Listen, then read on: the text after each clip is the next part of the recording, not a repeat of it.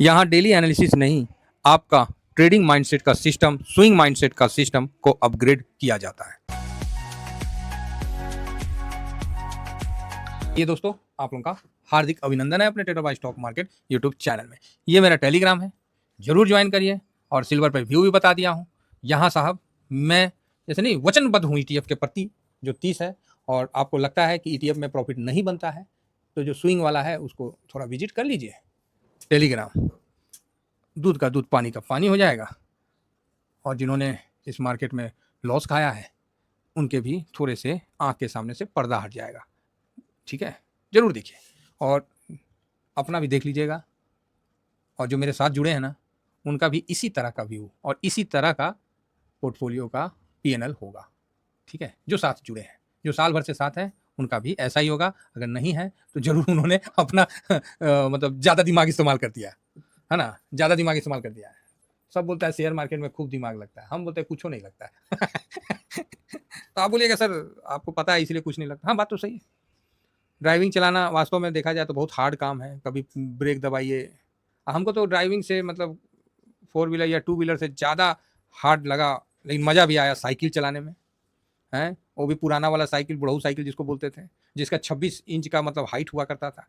बैठ गए तो जहाँ बैठते थे वहाँ से एक बित्ता आगे सीट निकला हुआ रहता था, समझ गए, एकदम प्लास्टिक का, एकदम कोई सौकर उकर तो दूर की बात, जहाँ कुछ गड्ढा आता था भाई साहब, वो जो सीट हुआ करता था ना, वो सीट आज भी ना मेरे ध्यान में ऐसे ऐसे हुआ करता था, ऐसे जाके ऐसे जाके ऐसे बड़ा सा निकलता था ऐसे, है ना। और यहाँ पर ही नीचे में ऐसे स्प्रिंग टाइप का हुआ करता था।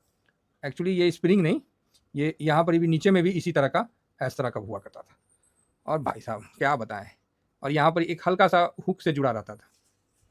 ठीक है, और पैडल अलग मारो, चढ़ाव आ गया तो वहाँ अलग पैडल मारिए, ढलकाव आ गया वहाँ अलग ब्रेक मारिए। क्या बाबा, मतलब क्या बवाल था भाई साहब, समझ रहे हैं। तो मुझे तो साइकिल चलाना तो सबसे हार्ड लगा। ठीक है, लेकिन जब चलाते रहें तो फिर एक प्रैक्टिस हो गया, एक आदत हो गया, फिर वो भी आपको अच्छा लगने लगा। ठीक है, तो वही चीज़ है, शेयर मार्केट की जर्नी है। शुरू में आपको लगेगा कि सर ये क्या बकवास है, ये क्या है, वो क्या है, तो बस मैं इतना ही कहूँगा कि साहब 6 महीना रुक जाओ, दूध का दूध पानी का पानी हो जाएगा। और मेरा वादा है फिर आप दूसरे जगह नहीं जाओगे। ठीक है, फिर आप दूसरे जगह नहीं जाओगे, आपको समझ में आ जाएगा कि भाई साहब पैसा तो यहीं से बनता है और यहीं से काम चलता है। ठीक है, तो ये बात है। तो चलिए शुरू करते हैं। बाकी साइकिल का फिगर भी ठीक है बनाया है जी, हैं, वाह, अब हम भी पेंटर हो गए। लेकिन ऐसा पेंटर बनाएंगे ना तो लोग पत्थर मारेंगे। चलिए अभी चलते हैं एफएमसीजी आईटीएफ में, एफएमसीजी सेक्टर पे चलते हैं, जो कि अभी के टाइम में सबसे कम रिटर्न देने वाला इक्विटी का सेक्टर है। तो आप बोलिएगा तब उस पर काहे जा रहे हैं भाई, क्या होता है ना, कभी कल ना खोटा सिक्का भी काम आता है, और ये शेयर मार्केट है। सबसे कम रिटर्न अभी माइनस नहीं है, है ना, निफ्टी से भी कम रिटर्न दिया है, मतलब सबसे कम इक्विटी में ये रिटर्न दिया हुआ है। तो 5 दिन में 1.28% का दिया है, एक महीना में 1.70। सबसे कम रिटर्न आपको अभी कौन दे रहा है, एफएमसीजी आईटीएफ। तो कहीं ना कहीं इसका एक जो पीरियड होता है वो भी आप समझिए तो कंप्लीट हो रहा है। देखा जाए तो अभी जो एफएमसीजी है थोड़ा सा शांत है। ऐसे साल में देखिएगा तो मई आ गया ना, मई से हाँ थोड़ा सा ऑफ है। ये है एफएमसीजी का चार्ट। ठीक है, तो मैं ये कहना चाह रहा था कि अपना साल में ठीक है, कोई ज़्यादा नहीं, मतलब ठीक है मोटा मोटी। लेकिन यही चीज़ एक साल का आपको सिल्वर का दिखाए, सिल्वर का दिखाए ना जी, अप्रैल मई से यहाँ से आपको सिल्वर देखिए, एक बार गया ये आया, बस ये रहा। और सिल्वर का क्या दिखाया, ऐसे गया ऐसे आया, फिर ऐसे गया फिर ऐसे आया, फिर ऐसे गया फिर ऐसे जाके यहाँ पर अभी है। तो ये सिल्वर का था। ठीक है, और ये एफएमसीजी का है। तो अब आप बोलोगे तो सर सिल्वर में ही इन्वेस्ट करते हैं, बात तो सही है। लेकिन क्या है, कभी काल हम लोग सारे सेक्टर को कवर करते हैं, एक पे ना भरोसा नहीं करते हैं।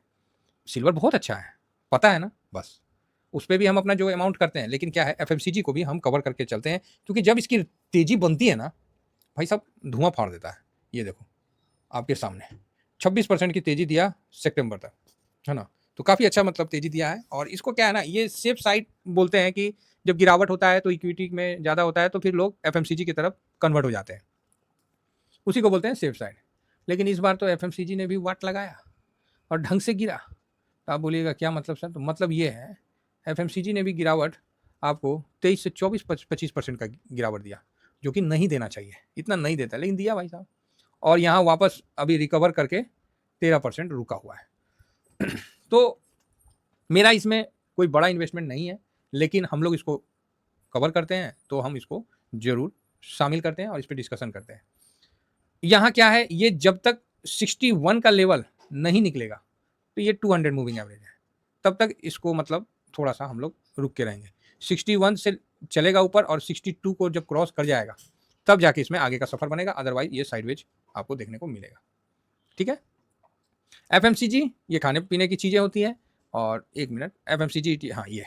तो आप देख सकते हैं कि 1 साल का रिटर्न इसमें 5% का है और 5 साल का तो ज़्यादा है नहीं, क्योंकि ये 2023 में ही हुआ था, तो वहीं से पर ही अभी फ़िलहाल तो है। मतलब 24 का जनवरी में समझिए तो 1.5 साल हुआ है, तो उसी लेवल में है।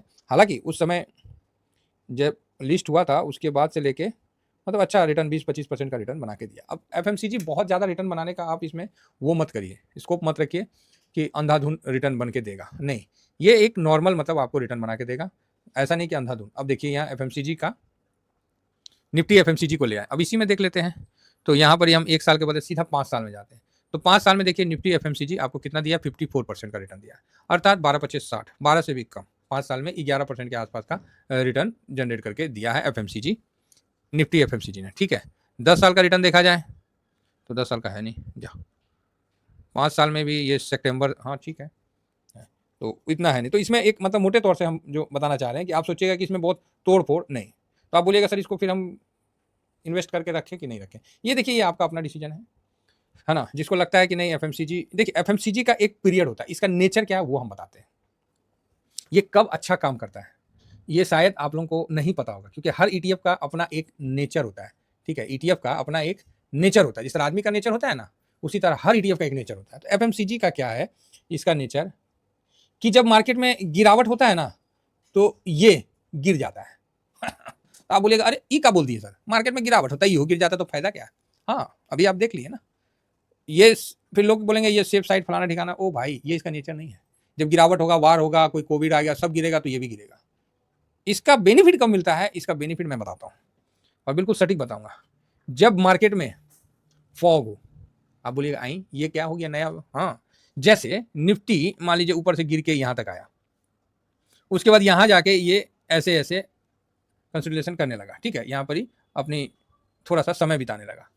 तो जब समय बिताने लगा, तो ये टाइम बिताने लगा, तो जब ये टाइम बिताने लगा तो ये चीज रहा। ठीक है, जब निफ्टी इस तरह के पीरियड में फंसती है, चाहे थोड़ा सा ऐसे ऐसे नीचे या थोड़ा सा ऐसे ऐसे ऊपर, मतलब यही पर ही मतलब अपना ये फॉग, मतलब जब कोई डिसीजन नहीं होता है, उस समय एफएमसीजी आपको अच्छा रिटर्न बना के देता है, ये देखा गया है। तो इसका ये नेचर है।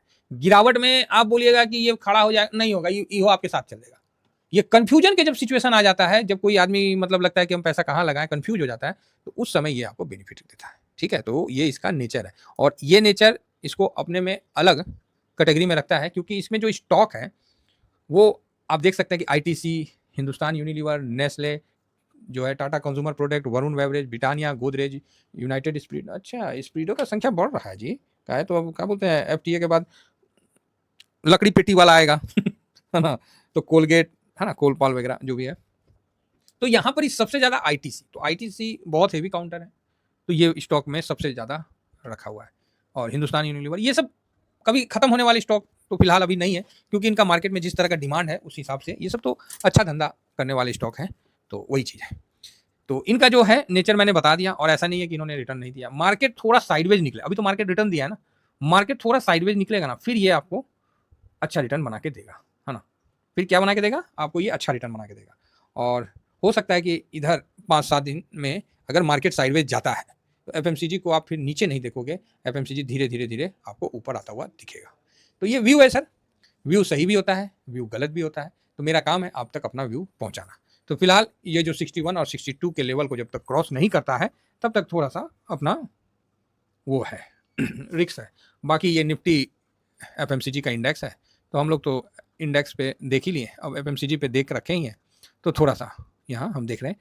तो कहीं ना कहीं आप देख सकते हैं कि ये अप ट्रेंड में ये सब है। शॉर्ट टर्म के लिए हुआ था, लेकिन उसको भी इसने क्रॉस करके अभी अप ट्रेंड में आ गया है। तो ये जब तक इस लेवल को क्रॉस करके ऊपर नहीं जाता है, तब तक इस पर थोड़ा प्रॉब्लम है। तो ठीक है, तो अभी हम लोग देखेंगे कि इसमें कैसी खरीदारी हुई है कि नहीं है। तो यहाँ तो फिलहाल भाई साहब 55% का डिलीवरी पोजीशन है, और ये यहाँ पर ही 16 मई, 15 मई, तो 8 लाख 9 लाख का डिलीवरी पोजीशन के साथ 5 लाख 5.5 लाख का चल रहा है, ठीक है।